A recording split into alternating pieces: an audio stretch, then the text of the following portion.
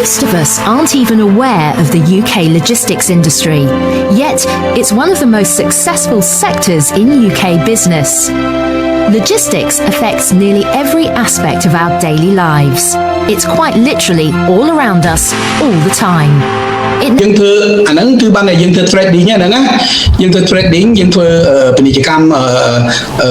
នាំចេញអាហារនេះអារ៉នបានតែនាំចេញនាំចូលហើយយើងធ្វើពាណិជ្ជកម្មអន្តរជាតិដោយសារយើងទិញផលិតផលទិញតំណែងពីស្រុកក្រៅមកផ្គត់ផ្គង់ឲ្យក្នុង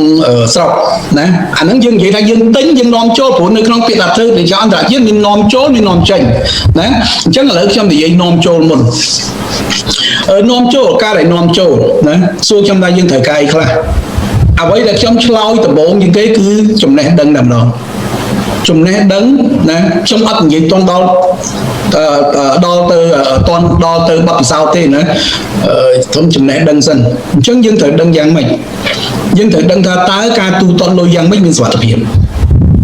ទី1ទី2ស្ថិតនៅក្នុងបរិបទ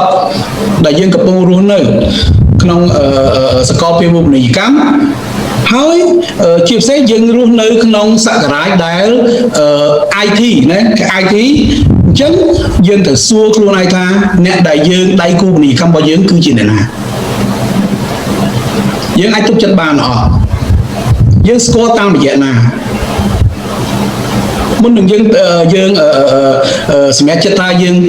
ចេញលុយទិញហ្នឹងទិញផលិតផលចូលមកហ្នឹងយើងបានស្គាល់កន្លែងគេហើយនៅហើយការទូទាត់សំខាន់គឺការសំខាន់បំផុតគឺការទូទាត់លុយណាការទូទាត់លុយតាមមធ្យោបាយអីគេ TT